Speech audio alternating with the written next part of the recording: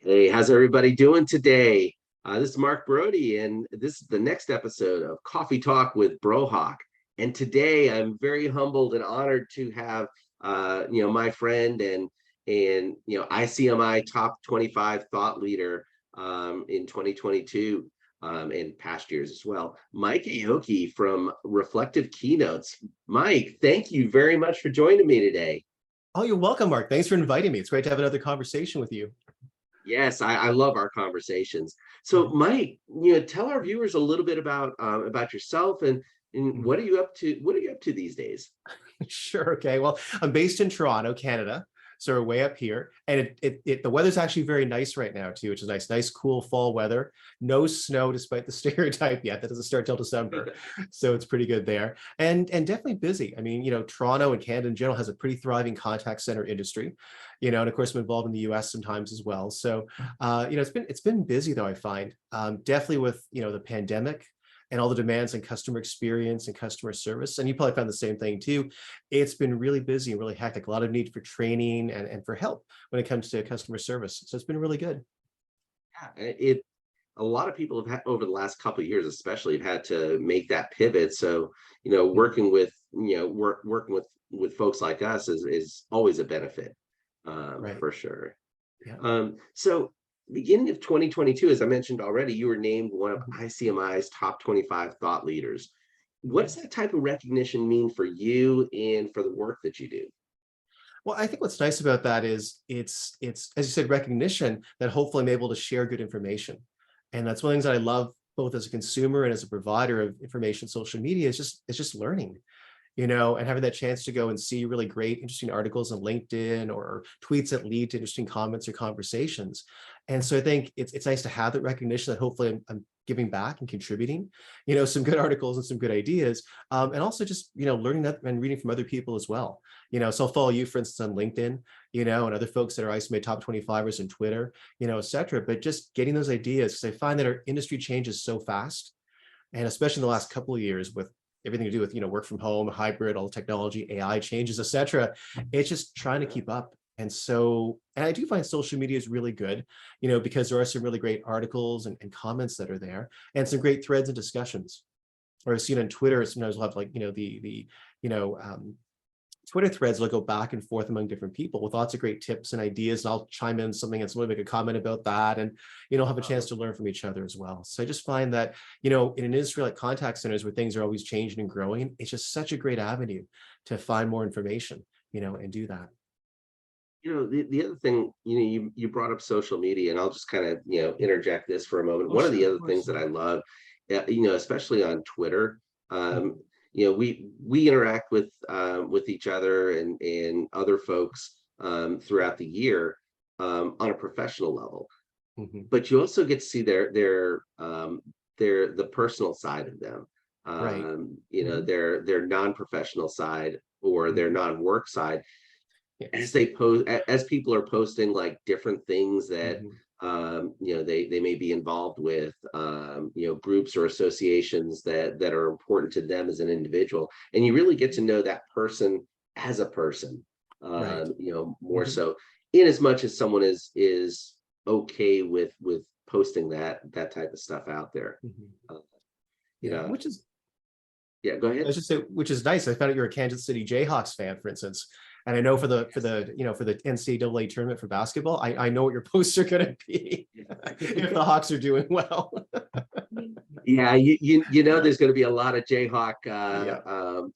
Hmm. you know, a lot of Jayhawk information going out there for sure, Yes, for I've sure. seen it from your last time at the train. Yes, yes. Yeah. And then I love seeing the posts from that you have out there, talking about um the industry as a whole, and Hmm. it's not just articles that you've written, and you've written tons of them for ICMI, over the years, but Hmm. it's really digging into some of the niche type stuff Hmm. that impact contact centers. So I mean, if anybody hasn't started following you, that's listening to this or watching this, definitely follow Mike. I mean, he's definitely a wealth of information, for Ah, sure. okay. You know. Thanks, Mark. I appreciate that. Thank you. Yeah, my pleasure. Okay. Shameless plug for my guest. So, so we talked a little bit about the pivots that the companies had to make over the past couple of years. And that's really impacted, how contact centers recruit, how they Mhm. train, their Right. workforce management, Mhm. leadership, how to be a better leader in a remote environment.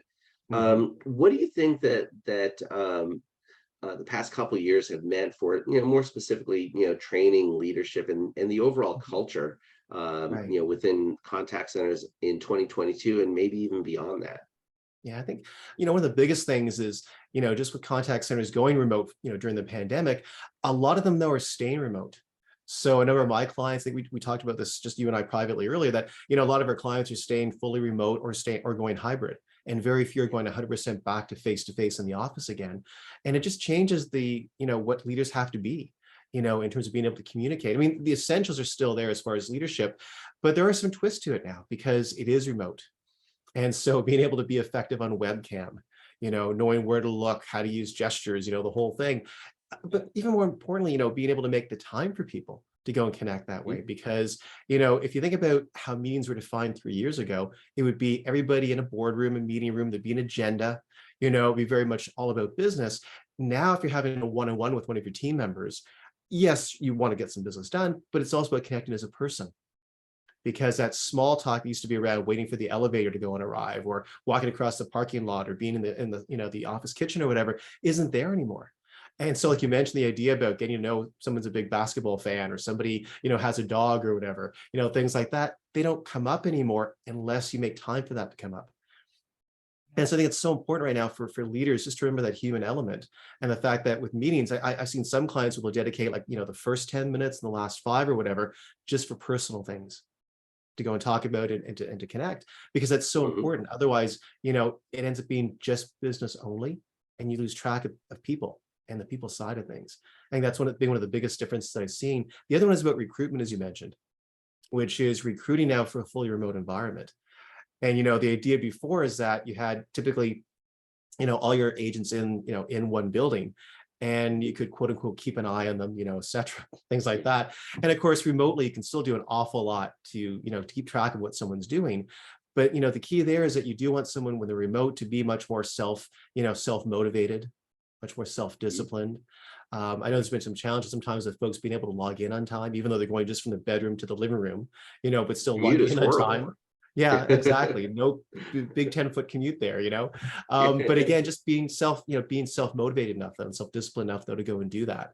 So I think, I guess what I'm trying to say is the idea about, who you recruit now. Some of the criteria has changed. You want people that are more Mhm. self-motivated, more self-disciplined. Definitely during the interview process, you want to find out about someone's technical savvy, because Mhm. now they're in the living room with a laptop, with their devices. But again, they have to depend upon remote IT support, versus being in the Yes. office and just being able to flag down somebody who can help them with their machinery, with their equipment. And so just things like that change. Your recruitment profiles change now to have more tech, savvy in it. How you train people has definitely changed dramatically. So the whole onboarding process now. And I think the key right there is, how do you make somebody feel like they're part of a team when they've never actually physically met the team or even been in the Good office? point. And so now your onboarding changes. It's not so much information now as it is also information and culture, and a sense of belonging. And I know even before the pandemic, and you've probably heard this from other people, ghosting was a big issue. People would Mhm. physically show up at the office for the first day, first 2 or 3 days, and then disappear. And they take another job Uh-huh. elsewhere, or decide they didn't like it. And it's interesting, I'm seeing a big shift right now in terms of human resources and onboarding, where finally the viewpoint is, especially now with the hot job market, of HR has to sell the company to the different Yes. candidates. They have to, during the recruitment process and the onboarding process, make the person feel like, hey, I made a great decision to join this company and I want to stay here. Okay, versus day one filling HR forms, hearing about the history of the company and going, wow, this is boring. I'm just going to go take the other 5 job offers I had, this week that's out there. And so the whole key about this is, from an HR standpoint, is how do you sell your company during the recruitment process? How is, as from recruitment and training, which is my area, how do you sell the company during new hire training? So people feel supported and they'll feel like they will be supported, even though they're physically in their living room and everything's being done remotely. How do you make it fun? How do you make it engaging? So again, just a couple of things there that are quite different now, I think, versus 3 years ago, or even last year for that matter. One of the things that you just brought up, or actually a couple points that I want to circle back on, Sure. is the idea of HR, really having to sell the company. Right. Would you say that it's not just an HR responsibility to make sure Yes. they're selling the company, but it's everybody in the organization, um, IT operations, the marketing teams, from an engagement standpoint, and Right. things like that. Would you say it's really become like a full court press to create that community in a remote work, in today's remote workplace? Yeah. Well, it definitely is, a full court press, as you said, from a couple of different aspects. I think one of them on the recruitment side is that for candidates, because again, it is such a hot job market right now, is they can pick and choose. And when they think about anything but the kind of customer service, customer experience person that you want to get, you want someone that frankly gives a damn and that Yeah. cares about helping people. And someone like that, though, will take a look at who they're applying to and apply to companies that have a great customer service, customer experience reputation, because the best want to work for the best.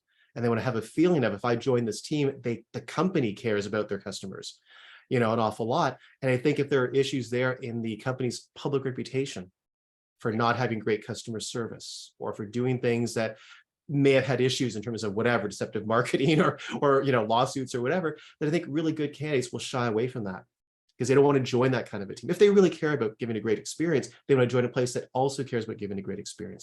That's one aspect. The other aspect I think that takes place is, you're right, the onboarding piece, people think about HR and training, but really it's all of that. Okay. So for instance, for tech support, when someone joins a company remotely, are they getting great support from the IT department? Before, on day one or before that, are they getting, for instance, a laptop delivered to their house? Do they get a second screen? Because that's a big issue. Unfortunately, there's still some agents that are working off of one tiny 11-inch screen, in their office, at home, versus they would have had like dual, 21-inch monitors at work. So is IT shipping dual monitors now, or at least one big monitor to them? It's a support there. There's a concept to talk about, which is for every agent having their own virtual support team and having a list of names, numbers, connections, not just HR and training or the team leader or manager, but also IT. Support for that, for instance, possibly direct lines if they have to investigate things with the warehouse, shipping, marketing, etc. Is support there? Because, again, an agent at home has to be a lot more self-active than somebody at work who could just tap their team lead and say, can you contact marketing about this one coupon a customer's contacting about? Okay, maybe the agent has to go and do it themselves now. But more importantly, though, is the support there, in terms of doing that. It almost Yeah, Mike, it almost sounds like, you need somebody that's willing to step up as an individual business owner within your organization. It is. There's much more of a sense of having agents that are hopefully more, as you mentioned, thinking almost like a business owner, or thinking in a much higher level fashion than just simply giving canned answers, and doing that. The other thing that's driving that, of course, is artificial intelligence, because it's taking all the easy questions away. Yes. Right. A good chatbot can answer, what are your store hours? Or do you have a location in Wichita? In doing that, now the live agents are going to get much more complex issues. So again, it's the ownership of those issues and how they solve it. So again, the hiring profile changes, your compensation should change. I know ops leaders hate hearing that, but if you're going to ask for higher value, there's a comp issue with that as well, to pay commensurate with that value, taking place. It's just a lot of changes right now in the industry, as we're both seeing. When we started in the industry, we won't even talk how long ago that may have been, but many Yes. years ago, the IVR was supposed to go ahead and get rid of all the contact center jobs. And to your point, today's contact center employee has to be a lot higher skilled. Right. Those jobs back in the 90s that were supposed to go away actually have increased in number. Yes. because the complexity of what customers are really needing when they make the decision to call your contact center, or chat, or send an email, interact with your contact center, it's Right. because they couldn't find the help online. They Hmm. couldn't find the help through some sort of self-service. Hmm. So the easy questions are, to your point, they're not there anymore. Hmm. you know um Right. the One of the other things that you had mentioned a minute or two ago also, Mike, was the ghosting, Hmm. um and employees that are may have two or three companies that they're looking at, and they're like, trying one on, while still Yeah. receiving offers. I had a client that I work with, here locally, that one of their employees was actually taking calls for another company while they were on the clock for them. So they Wow. were working two jobs at the Oh same boy. time. Okay. I've heard that Um, too, but yeah. yeah, and I was like, oh my gosh, why would you do Right. that? I mean, I have a hard enough time, having a one-to-one conversation, let alone trying to juggle, three or Hmm. four of them at the same time. And we don't expect that of our contact center agents. Exactly. It's, we want you to give attention to our customer, so Hmm. that you're giving them the best experience that measures up to our brand. But Right. what we're seeing today is different, Hmm. than what we've seen over the past years, for sure. Yeah, definitely. And I think, one of the things too, we talked about the economy driving that with the job market, the increasing complexity of the role itself. I think part of it too is just the increasing volume of need as you tapped into, because even though self-service is there, and there are a lot of really great self-service options, with Mhm. different portals, right? Chatbots, some very good ones that are out there. There's just seems to be such a volume of questions though, or specific Mhm. issues, whether it's Yep. shipping issues, technical issues with the product, whatever it is, the demand for customer service help has really increased an awful lot. And it's funny because I know every time a channel gets added, like a few years ago with chat, for instance, the idea is, oh, okay, so we'll go from whatever, I'll use an average of 100 calls a day to being, oh, we'll go to 50 calls and 50 chats. And the reality is it ends up being like 100 calls and 100 chats.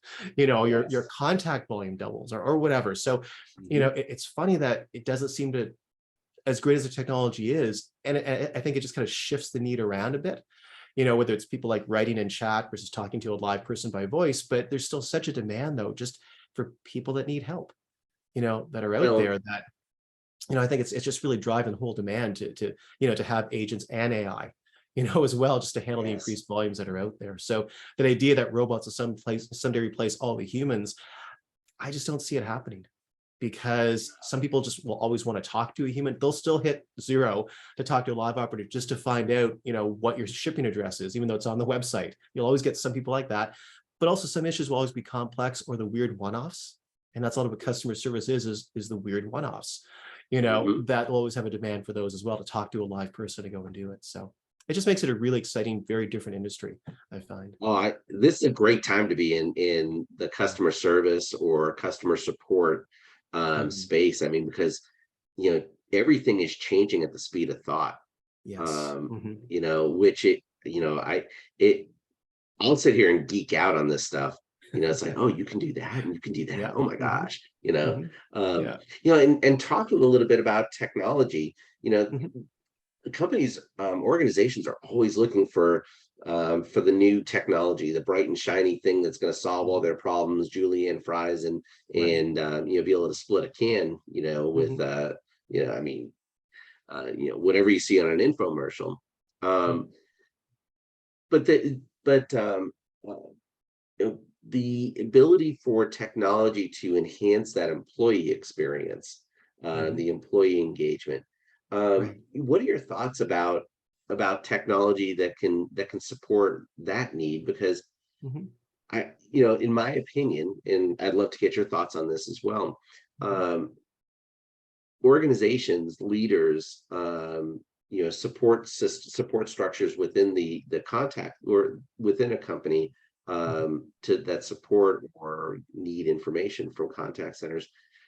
They forget that the frontline employee on the phone, on the chat, on the email, Mhm. is their customer. Right. Um, Mhm. and we talk about external customer experience. What are your thoughts about using technology to enhance that internal customer experience? Right. Well, I think it's really important as well, because there are some great tools out there that will just enable your front line to do a better job, and Hmm. give them the tools that they need to actually provide great service. And that's one of the Yes. things that typically a lot of new hires look for is, does the system seem up to date? Is it easy to use? Do they actually care enough to give me the tools that I need to go and do a good Yes. job? So kind of getting back to the whole idea about preventing ghosting and helping to go and Hmm. encourage people to stay, that have to feel that they're working for a great company. So part of that, is an idea about how do you apply these tools to help people. I mean, a great example is in terms of knowledge management. And I know it's just a whole, industry in terms of helping with customer service, but just the idea about, can the frontline team, can they find information? Can they find what they need easily? Does it make sense? Can it be translated? Can they translate that into what to say or what to type in a chat to help a customer? Is that there or not? And knowledge management, of course, is just, one, example of that, but a really great litmus test is it an easy to use tool? And does it support your frontline properly? And is it written from the perspective of what do they have to say or type to talk to their customers? Or is it written from a legal standpoint or a marketing standpoint or press release standpoint? In which case agents have to reread that, figure out now what to say, and then try to say it to a customer. Okay, which puts added burden on them to have to be that translations person. Okay, in terms of doing that. Exactly. So just that approach, is one example. And whether it's an ops VP or a project manager in IT, to go and think about now, how do we make this as user-friendly from the agent's perspective as possible to be that kind of customer experience enablement tool to allow them to go and then give that answer to their customer? And is it written from that perspective, in doing that? So that's just one example of that, but just other things Yeah. too. I mean, from the learning perspective, and again, my background is in terms of training, Yeah. is your learning management system the kind of system that's robust enough to go and offer Mhm. training for your agents and do it in ways that help them? So if it's e-learning, is it really fun, interactive e-learning? Video, Yes. quizzes, interactive scoring, does it seem really fun? Or is it just read this, do a multiple choice quiz? Which is Mhm. very 10 years ago, I know, but some places still use that. And people come in now in their early 20s, used to, TikTok and everything else that's out there, and then see this, read it, do a multiple choice quiz and go, wow, this company's boring and old fashioned. Okay. And that Mhm. makes a negative impression on them. So again, just from that perspective, are the tools there? And are the tools that help support your agent and make them feel good about the company they're working for? Okay, in terms of doing that. And there are lots of great ones out there. So Oh yeah, and you and I have talked about different technologies. I mean, we're both really technology agnostic. right. When Mhm, looking at the playing field, mhm, um, and there are some, like you said, that can really help solve some of the problems. mhm, Especially from an onboarding and retention. Is why do mhm. people leave? Because the job Right. is too difficult. Mhm. They're Exactly. expected to know too much. Mhm, And I'm sure you hear this, you hear that from with the companies that you work with from a training perspective. They're trying to cram so much in a yeah. short time period, Mhm. that it becomes difficult for the frontline employee to absorb all that. Right. And then they get into a situation where people are like quiet quitting. They're already looking for the new job while they're in training, because Mhm, it's so complex. It's not like they can raise their hand while they're on a call and have a mhm, team lead or a senior or a supervisor or whoever who's mhm. doing that MBWA. um, you know Yeah. that I just aged myself right there by using that term. Yeah. um, Management by walking around, by the way, for all the newer folks there. That's what Mark's exactly. referring to. Mike, thank you for translating that, You're because some people welcome. wouldn't know that. Yeah. um, Mhm, So, how would you respond to the statement? And I know your focus is primarily on the training aspect mhm. Right. of contact centers, but as a manager or leader, Mhm. I'm not responsible for the culture. I'm responsible Mhm. for getting results. How would you respond to that? Yeah, I'd say I disagree with that statement, because I think the way you get results is by managing the culture and by, working with people. And people really Yes. are the culture. And so the whole thing here, I'll give you an example just of what we talked about is, if you're going to bring in a new knowledge management system, you want to Uh-huh. have, some of your frontline team members to be involved in vetting that and testing that. And so again, just looking in terms of, if you want to get the result of a great learning management system, which could result in improved average handle times because agents find information faster, improve customer satisfaction scores because customers get the right answer, the correct answer, from a good knowledge management system via the agent, then you want to get your agents involved in terms of being able to, help vet that, help test that, etc. And so again, you work through people and the culture that's there. If you have a culture where agents and team leads, quality assurance, workforce, everyone feels valued, and they feel like they're working together as a team to help, the customers and help the overall customer service department, then they're going to feel like contributing. And they'll be, they'll have positive employee engagement. They'll be much more motivated and tend to work better together. So you really get those results through people and through culture by helping to manage that. And if you focus just on bottom line numbers, I mean, average handle time is a classic example, right? You can give any number, I'll make up a number, 200 seconds, throw it out there and tie people's bonuses to it or shift bids to it. They'll hit it somehow. Okay. It may not be great. They may rush everyone off the phone. We may have lots of, no first call resolution, although I'll call back, customers will call back a second time because they were rushed off the call the first time, but you'll hit a number. Okay. But the key is don't focus on the arbitrary numbers, focus on people and work with them, to develop that. So, but again, I'm much more on the people side, as you know. Yeah. I mean, people just want to, they want to go to a place, they want to work for a company where they feel valued as much as the external customer feels valued, whether it's B2B, B2C, doesn't matter. And I love that, that it's the people that are driving the culture. As leaders, if you're not developing tools, that you're getting some voice of the employee input, to, you're missing a great development resource. Exactly. Well, and that's the whole key too, is that, the frontline team has the answers, right? They deal with your customers all the time. They're the greatest intelligence gathering tool in your company, much more so than focus groups of 12 people, okay? Or surveys of 1,000 people versus, your frontline agents talking to 10,000 or 20,000 calls a day. They're your best source of information, but you're right though, there has to be a pipeline to actually listen from a voice of the customer perspective, but also from the frontline team, a voice of the employee perspective, as you said. And not just your annual employee attitude survey, talk to your frontline, find out what they need, talk to your frontline managers, find out what they're hearing and what they need as well, and have the communication there. So it's so important. And that's where the QA teams, I think, also come in very handy. It's not, quality assurance should never just be listen to score. It should also be listen to learn. Exactly. And having that, I mean, contact centers, I view it as a wheel.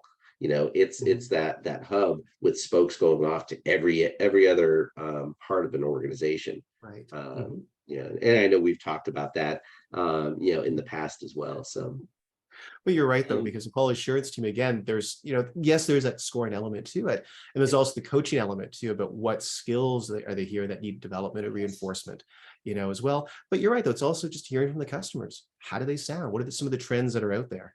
To go and do it, and QA can help. The tech side of things, of course, speech analytics, customer sentiment, can help tremendously as well. So there's lots of tools. I think one of the biggest challenges for an ops VP is there's so many tools that are out there and so much data, but how do you sort through the data? How do you cut through the noise, to figure out what the key trends are, and that's there as well. And it's not a one size fits all, just because a particular solution works well for company A doesn't necessarily mean that company B it's going to be a slam dunk for them as well. And companies really have to ask themselves the questions when they're bringing in new technology, either from an employee engagement or from quality or voice of the employee, voice of the customer, scenario. They really need to understand the why behind, that technology is needed. Well, exactly. I mean, I'll give you a couple of great examples with this. Just in terms of this, is just because that technology can do something doesn't mean you should do it. Okay. Yes. Or if you're going to flip that switch, an example is, a company that just had a technology installed, and it was more for their phone system, but of course it had a chat add-on feature, and they decided to go to flip on the chat feature, but didn't really think and thought about it as just another channel. Didn't think specifically about what would have to be done to train people to go and deliver in writing versus voice. And also in terms of how to support that channel, even something as simple as if you have in the chat queue too many chats waiting, should you actually pull the chat icon off of your website? because otherwise you're just going to keep adding to, the queue that's out there. And how do you stop, like, all those issues that are there. So just because the technology can do something, don't flip the switch and say, let's turn this on and see what happens. You got to plan and think through it. And the other thing with this too, I'd mentioned is, and a really funny personal story for mine is, I just had to go and look for a new hot water heater. Ours is on the fritz right now. So I went onto, I won't say which company, but a certain plumbing website, and they had a chat window, and it popped up and said, how can I help you today? And I thought, okay, chat, it's quick, it's easy. I'll just type in my need. They then asked me a lot of questions to go and try to find identification: first name, last name, address, phone number, email address. Okay, and I thought, okay, a little premature because they haven't really even diagnosed my issue yet, but okay. I gave them all that data, and they said, okay, great, we'll have someone call you by voice the next 24 hours to go and follow up on this. Okay. And I thought, first of all, okay, so now you're using a channel, chat, not as a customer service channel, but basically as just a way to go and get people to go and call your outbound team, be busy calling out on leads, and doing that. So I was in a hurry. So I actually just called the customer service number. I asked one question, or they asked me one question: is it a gas water heater or electric? As soon as they said gas, they said, oh, we don't do gas water heaters. Number one, that should be on your website. If that's an immediate disqualifier, put on your, just say you do electric only. That's okay. You'll save a lot of customer effort, and false leads. Secondly, though, obviously in the chat, that when I said it, water heater, they should just said gas or electric, but we don't do gas. That would have done it right there. Okay. What's funny is this: they actually had someone call me. Okay. So they on their side had to waste their own employee effort to call me to find out, oh, we don't do gas. Okay. Yeah, I know. I called you guys yesterday and got told you don't do gas. Okay. And the chat person should have said you don't do gas, right? Because it was an immediate disqualifier, a quick, probing question to go and do it. So again, the idea here is, just because you can use technology like a chat channel, think through how you want to use it, and how you want to do this with customers, because otherwise you're going to waste customer effort and also employee effort in this case for the callback, in doing that. So it's just really that thought process behind it. So again, just because you can do it doesn't mean you should. And if you're going to do it, think it through. And how does it add to your customer experience? So understand the reasons why technologies need to be added to your organization, and is it a channel that you really understand how to support? Bring in experts to come work with you on that. I love that story. It's a great example, because not only did it create some additional employee effort, but if that happens 50 times a day, you just cost yourself a full FTE. And as we talked about, the FTEs are not cheap anymore. Exactly. Yep. So, and they'll also be frustrated because if one simple question is the eliminator, like that, they'll probably, the person, they probably hang up the phone and go, why didn't that come out earlier? Why is it not on the website? And I was nice. I was just very humorous about it because I already knew the answer and I knew it was going to go. But customers could be really grumpy about that, right? And say, why are you calling me a day late? You should have told me this, et cetera. So then increases employee stress and makes your company look bad. So, again, all these things, it really gets back into, just because something can do something, think about, though, should you? And if you are going to, how do you do it properly? So it adds to your customer experience and employee experience. I love that, Mike. One final question before we get to the speed round, and I'm looking forward to the speed round with you. Okay. So you and I both are involved in the leadership of regional networking associations. Right.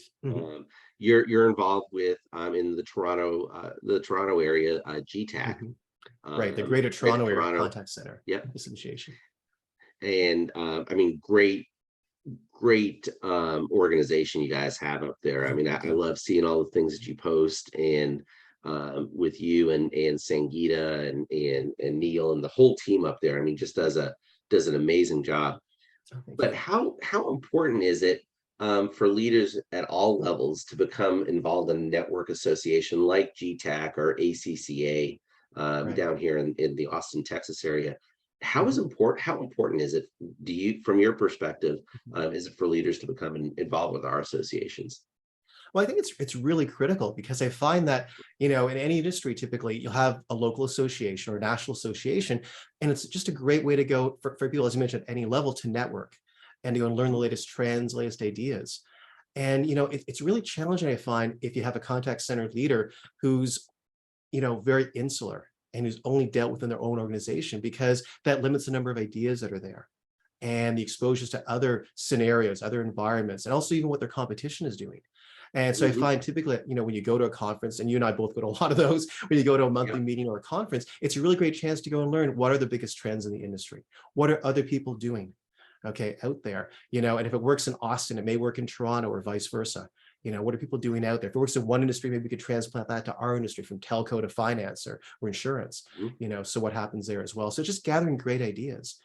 And, the whole idea with this is continuous learning, in terms of doing this. So it's just a great chance to go and work. And I love that you said, by the way, leaders at all levels, because oftentimes people feel like, okay, well, if I'm a director, I'll go, okay, and do that. But honestly, we find like team leaders that come out, even senior agents that come out, their minds are blown, like, wow, this isn't just a job, it's a whole profession. And it's not just, what I do on the phones, or what as a team lead, what my 12 people do on the phones. Wow, it's like all these other elements that are there that I never thought of, with IT, for instance, in the background, or big trends with AI, or, what recruitment does. And it just really opens your eyes and expands it.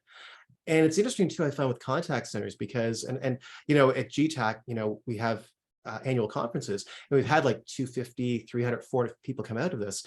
And I remember I was the master of ceremonies for one of them, and I asked a question for people. I had about 350 people in the room, and I just asked, how many of you began as an agent? And almost everybody put their hands up. And even at the VP level, almost all of them began as an agent, at some point. And I know, and that, it just shows the idea that if you can show your frontline agents and frontline leaders that this is a career, it is a profession, and there's more to it than just what you're seeing in your own role, to learn and grow upon, they'll grow in that career, in terms of doing that. So I think that's really crucial.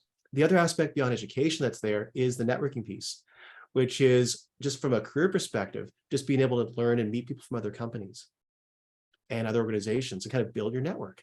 And this way, if you have it, and I love that. I had one of the directors say this to me about, it's great because they've been to a bunch of events, and now they know people that they can call in other industries, non-competing industries, to ask for advice. So, hey, I'm looking for a new whatever IVR. Who have you used at your company? Et cetera. So just that informal networking and having a kind of a think tank or an advisory board of your own can really help an awful lot as well. So that's really good. I'd mention one other thing too, which is, I know you volunteer with ACCA. I volunteer as well at GTAC. It's not paid at all. We're all volunteers, doing this. It's getting involved as a volunteer, like I did a few years ago. You meet such great people, and it gives you a chance as well to give back to the industry, which I find is really great too, just to help people that are beginning, like I did a few, 20, I'll date myself, but 20, 30 years ago, to go and do this, just to give back that way and help out too. We know you started when you were like 2 or 3, so you're not that old.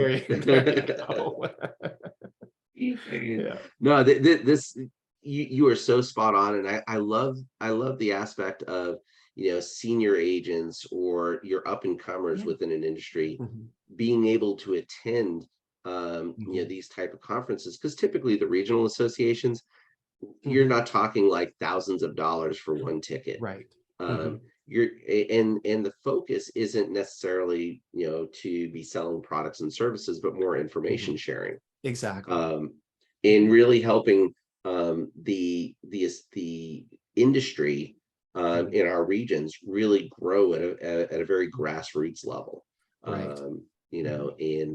And show, like in the Toronto area, or ACCA was born out of the Chamber of Commerce here in Austin, as a way to attract more businesses into a region. So when business owners, when senior leaders, executives start seeing what a great business environment exists within a certain metro area, and there are resources for our people, and very knowledgeable folks, it creates more jobs potentially within a region. So no, I've been following GTAC for a few years now.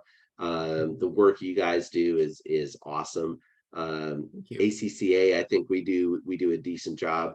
Oh, you do a lot. You guys have a lot of meetings, and and again, really help I think really help put Austin on the map in that sense, because you are so active on social media, and I see it all the time on LinkedIn, out there. So again, one of the most active associations, I think, on social media right now. That's good. We appreciate it, and hopefully people aren't muting us because it's just too much out there. So well, Mike, we've gotten to the point of our conversation, of this coffee talk, where I call it the speed round. Are you ready for this? Okay. Sure, sounds All good. right. Sounds good. So, what fact about Mike would people be surprised to learn about you? I think, um, hmm. Well, I think a lot of people know this about me already, but I'm a huge Star Trek fan.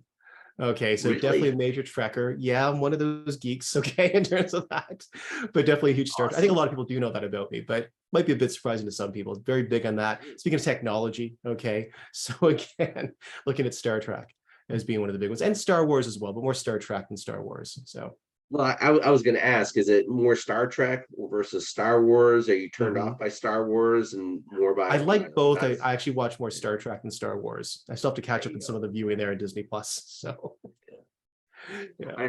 I love watching the old Star Trek Mhm. The original series one shows. or the next Yeah, generation?